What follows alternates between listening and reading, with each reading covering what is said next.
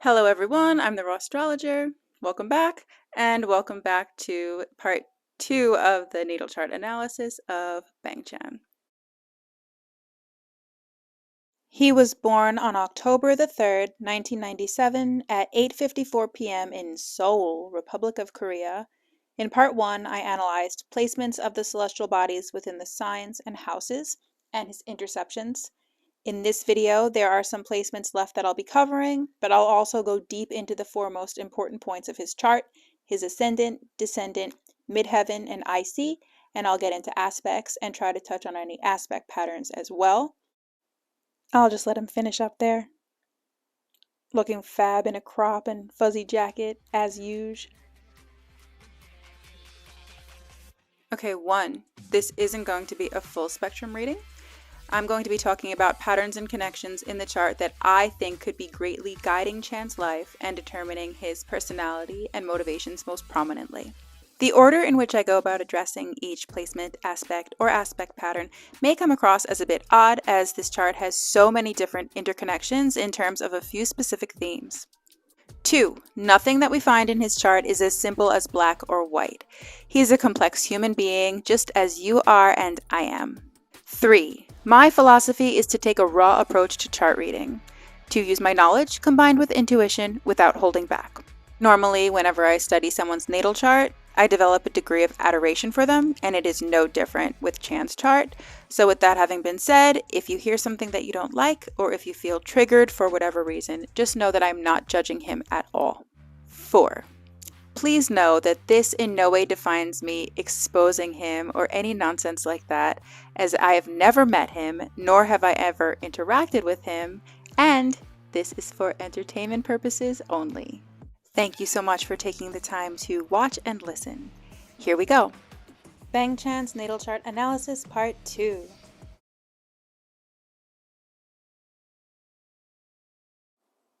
Okay, so the way he approaches brand new situations and people is that of a Gemini, with genuine curiosity, and by showing his interest very openly. This also shows how he is initially perceived by others just upon first impression. Due to his approach to newness, the other party perceives him as someone very friendly, open, and communicative. I've also seen sources that say that Gemini risings always look younger than they are, and I think this placement keeps him young at heart. I need to note that this placement of Gemini on the Ascendant is the mask he wears, the part of him that he actively shows the world before one really gets to know him. This is ultimately what he wants to see himself as, and how he wants to be perceived, the identity he's created that he's most proud of. Because opposing such, on his Descendant lies Sagittarius. This is the part of him that very much exists, as others can see these traits in him clearly, but which he denies as being a part of himself. He does not want to be seen as having such traits that are often associated with Sagittarius. Philosophical, blindly optimistic, brutally honest, wildly outgoing, boastful, attention-seeking, risk-taking, and careless, to name a few. This is, of course, all dependent upon how far along he is now on his journey to self-awareness and discovery. The ego doesn't want these traits to be real within him, yet at the same time he's drawn towards partners with these traits, with Sagittarian qualities, consistently, and he's regularly going to attract partners who embody these traits as an unconscious way of obtaining balance. He's really curious about these qualities which he detests so much in others, so he acts as a magnet to them, unconsciously. He's trying to balance the Ascendant and Descendant, as we all are, but for Chan, it's the Gemini-Sagittarius axis. Mars is loosely opposing his Ascendant, an aspect that blesses him with immense attractiveness. He attracts potential partners easily, I'd bet without even trying. New romances as well as friendships can often start instantaneously and strongly. These partnerships, however, probably often end just as quickly as they start, but regardless, the amount of passion experienced remains memorable. In his romantic partnerships, lots of electricity, if you will, is generated. His energy is particularly felt easily by others, as he gives off vibes of spirited competitiveness. As a result, aggressive responses are sometimes stirred up by less secure onlookers who are easily threatened by such. He's really competitive and has such a relentless, go-hard nature. Throughout his life, he'll probably partake in several major battles, both physically and verbally. Additionally, he may be easily set off by the actions of others, especially in his close and intimate partnerships.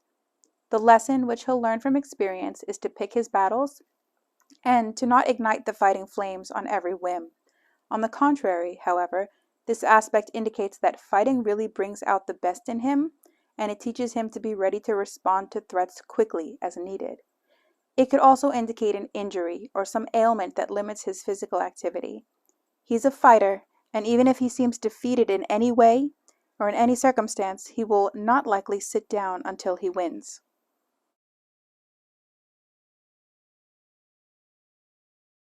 Okay, Pluto is also opposing his ascendant, which gives him a very powerful presence and a very strong influence on those in his life. He will go through his life having some extremely intense one-to-one relationships. More than a few of his relationships will be heavily karmic, altering his life's direction profoundly and permanently. This placement would indicate that often, if not always, he has an obsessively strong need for a partner. He could even be so obsessed with someone in particular, and he may not stop trying with that person until he finally gets to be with them, whether or not he and this person even go well together. There are a few indicators in his chart that could set the stage for low self-worth, but nothing stands out to me as being an overtly impossible hurdle in that regard.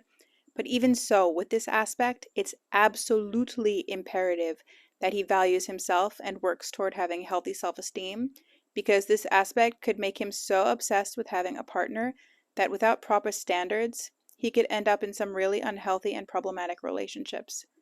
There's also the fact that Pluto here could literally drag him through the underworld, as it may give him a fascination with such, and he therefore could actually seek out people that the darker side of Pluto represents: addicts, criminals, as well as abusive and manipulative types. His being drawn towards relationships with such individuals is often a catalyst for bouts of self-transformation, which is what you always get with Pluto. It gives him incredible regenerative powers. He could pull himself out of any situation, no matter how far down to the bottom he's reached. It gives him the power to obtain self-mastery and the ability to really control his own destiny. Like some of the other aspects in his chart, this one also gives him a tendency toward misusing his powers on others. If he becomes abusive or manipulative, or tries to control or intimidate others, he will be taught a harsh lesson and quickly. Chances are he will be tempted to misuse his power at least once or twice in his life during times in which he feels an extreme lack of control, but doing so will likely help him recognize his patterns and the less ideal parts of his nature, and given the power Pluto bestows upon him, he could succeed at elevating his behavior and overall spirit. In conclusion, this aspect will bring intense power struggles and relationships, but positive transformations will follow, as any dalliance with Pluto will destroy the old and outdated to make way for what's meant to be.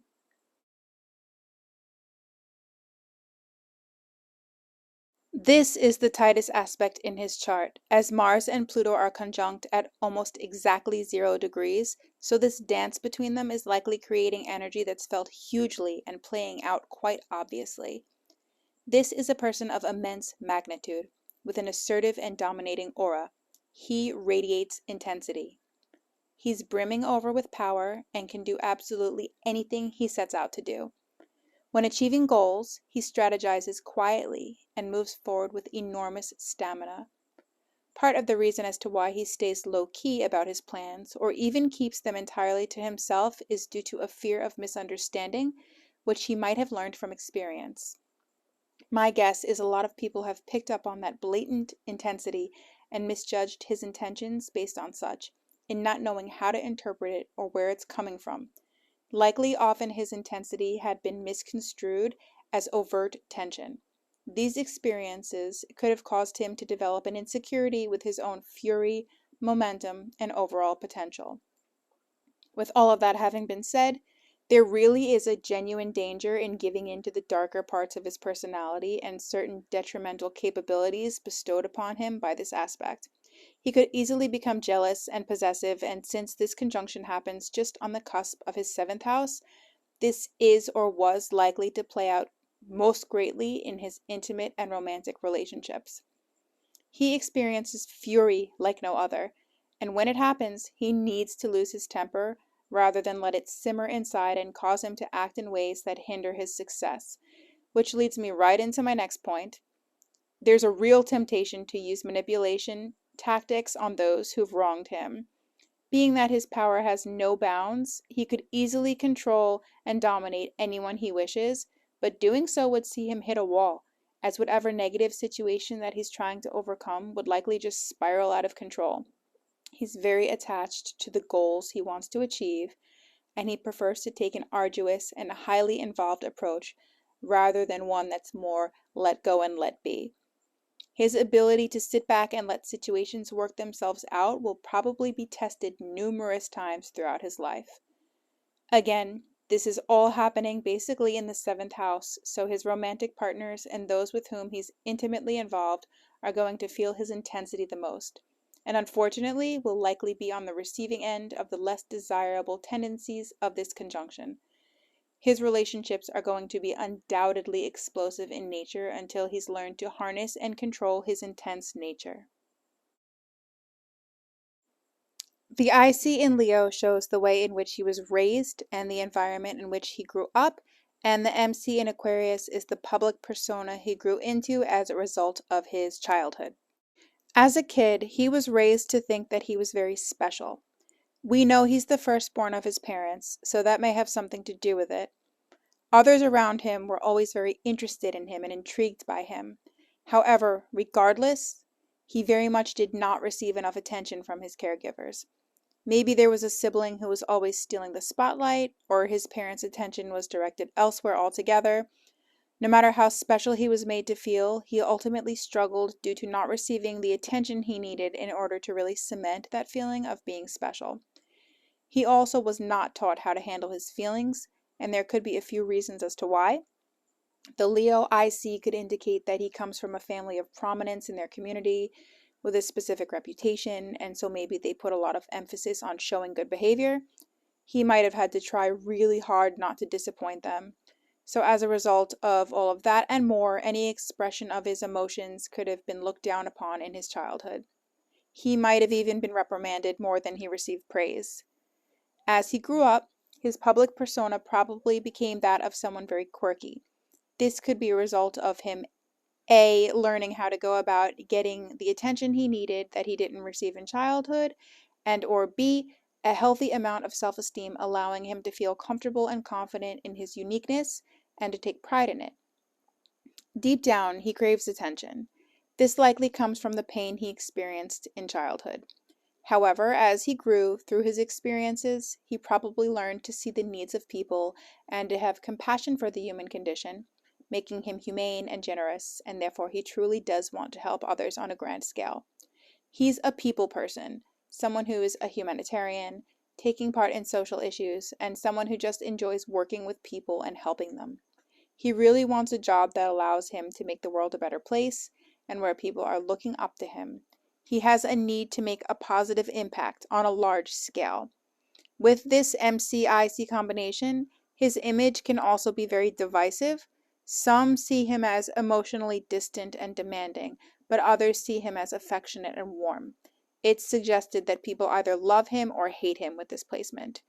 Ultimately, he's warm-hearted and loving, and he really wants to give back. This aspect is the most obvious to us. His midheaven is how we, the public, view him. And with Jupiter only 3 degrees from his midheaven, if you're a stay or if you're any kind of fan of Bang Chen, then this aspect is right in your face. This aspect means that his ultimate calling, what his soul is here to do, is to bring happiness and hope to others. He does this through his career. He knows that he has so many gifts and talents, and he wants to share them with us badly. So he works his way to the top so he can do just that. He's a leader in his field. He's passionate, exuberant, open-minded. He sees the big picture, he's determined, and he has this overall willingness to consider everyone's interests and to do good by those with whom he's involved. Sure, he's quite invested in his personal goals, but he's got this community spirit, so he's very considerate of those around him and wants to make sure everyone gets a piece of the pie or nobody feels like they got the short end of the stick. He cares a lot about the welfare of others. This is also an indicator of him traveling for the sake of his career. And yet, here's another aspect that tells us that traveling broadens his personal philosophy and expands his knowledge. He knows about so many things and has a lot of different interests. I also want to emphasize that this makes him a very, very progressive person. He has a very strong ethical code which gains him the respect of his peers, colleagues, etc. He may be destined to mentor others or to provide others with opportunities within the same career field. The dangers of this aspect lie in possibly being too much of a zealot. He could be all too fanatical about his beliefs and interests, and he may try very hard to convert others to the same belief system. He also could deep down genuinely feel like he's better than other people, which could be a result of our inflating his image to be one that is godlike, as Jupiter has an expansive effect on whatever it touches.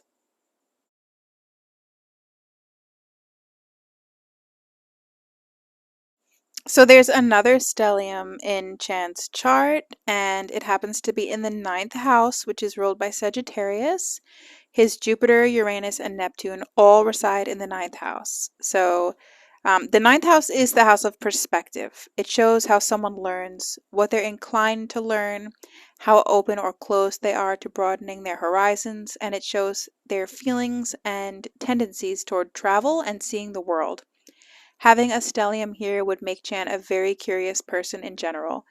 He'll probably study for the rest of his life, but not so much in a traditional classroom environment. If he studies, most of it will be done independently and in a way that works for him and his life, and in a hands-on sense. He sees travel as a way to expand his knowledge and broaden his philosophy.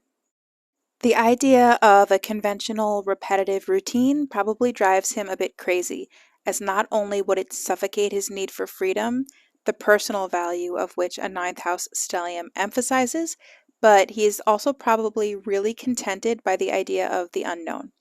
As we know from part 1, Chan also has a sixth house stellium, suggesting that having a routine is of incredible need and importance to him. These two stelliums likely balance each other out, in that neither extreme is completely dominant. To see exactly how the ninth house stellium plays out for him, I want to look closely at each of the 3 planets involved. So Jupiter is here in the house of his rulership, and that's very nice. Chan's a visionary who sees the big picture in a very philosophical manner.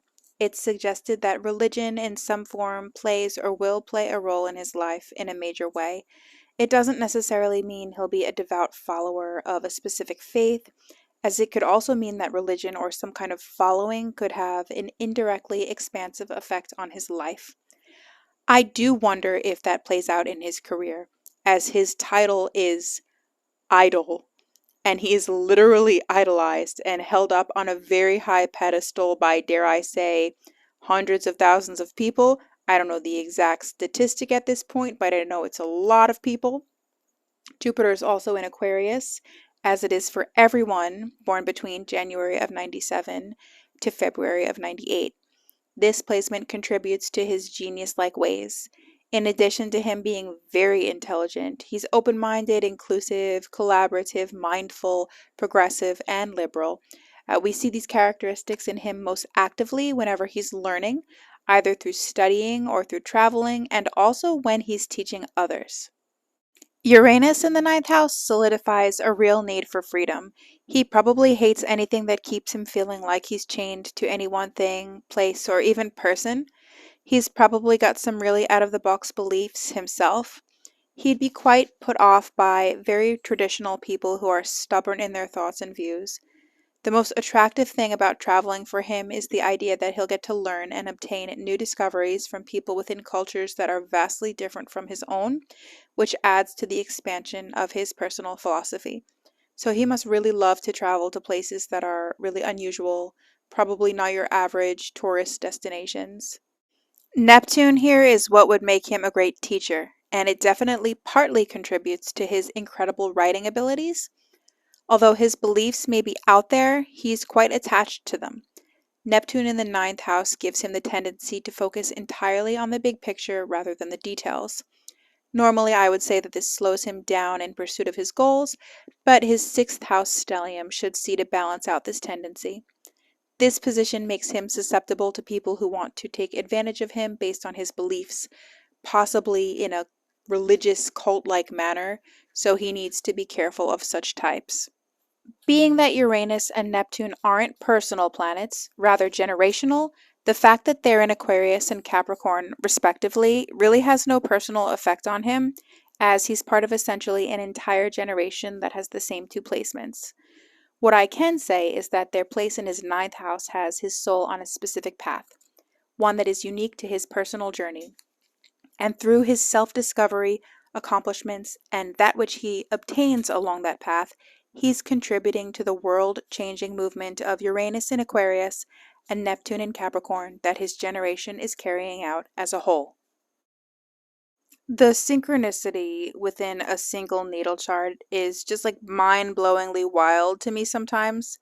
His descendant is in Sagittarius, and he has a stellium in the house that Sagittarius rules. His life is likely infiltrated with ninth house fueled situations and experiences, which might bring out the personality traits of his descendant that his ego would normally try to suppress. The stellium may have a balancing effect and could make him more willing to face the Sagittarian traits in himself that make him uncomfortable, especially due to the fact that Jupiter is right at home there in the ninth house, organically initiating a lot of energy and activity. It may be that many people that he attracts into his life are there to show him his potential and broaden his horizons, which may require a suppression of the ego and acknowledgement of the Sagittarian qualities within.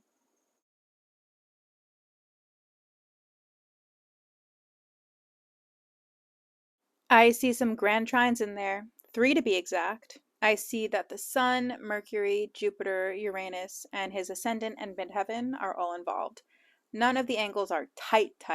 The tightest aspect between them is 2 degrees, but the sheer fact that he has three of these formations shows that there's a lucky degree of harmony between certain parts of his personality, and would therefore suggest that he has an excessively great amount of talent to display and use at his disposal.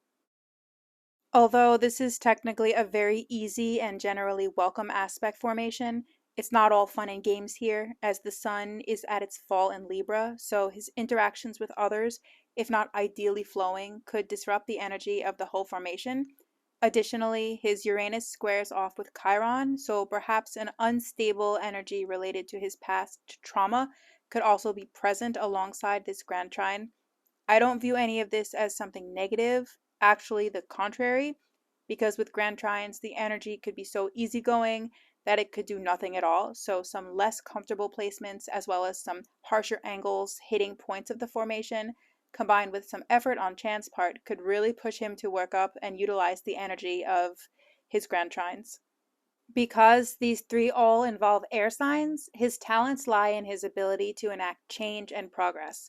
He can easily innovate and transform situations for the sake of moving forward. He embodies a true revolutionary. He needs to have a lot of self-confidence in himself and actively work toward not letting others discourage him or his ideas, which means he needs to put effort into being around the right people, those that will actually encourage him, and those who will accept his encouragement, because the energy of a grand air trine is best used when working for the sake of others' well-being.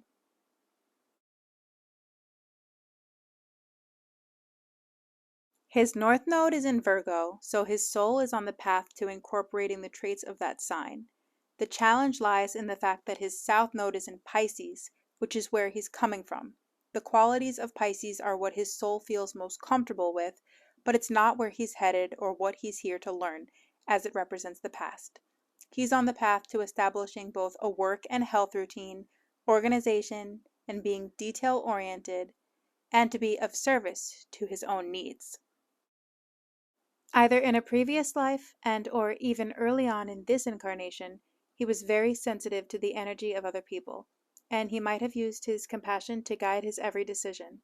There's a good chance that he was too wide-eyed and gullible, and was therefore taken advantage of by people who saw his empathy as weakness, which could have caused him loss and suffering.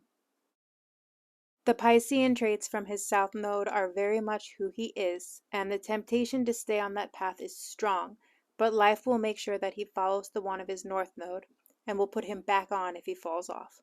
Some lessons he will learn with the North Node in Virgo are to establish boundaries, not only be empathic toward others but to himself as well, to stay in the present and not get lost in what was or could be, and to learn how to offer practical help to others instead of making sacrifices that deplete him. His North Node is also in the 5th house, which means that his soul is also on the path to letting himself shine for who he truly is, being his ultimate self, living his individual truth and radiating his natural warmth and essence onto those around him. The South Node in the 11th house would indicate that in the past, he was very group-oriented. He always had the interest of the community or even his circle at heart, and therefore sacrificed some of his unique qualities for their sake. So much of his chart indicates that he still, in the present, does live to do so much for others and works toward progress for the sake of those around him, but there's a big life lesson to be learned from this North Node here in the 5th house, in that his genuine self-expression is key to learning the lessons of this lifetime that his soul is here to obtain. That concludes it, the natal chart analysis of Bang Chan. So thank you so much for watching. Please subscribe. I want to do more of these videos and videos like this. If you'd like a natal chart reading yourself, contact me directly, client services at therawstrologer.com, or DM me via Instagram, therawstrologer. Thank you so much.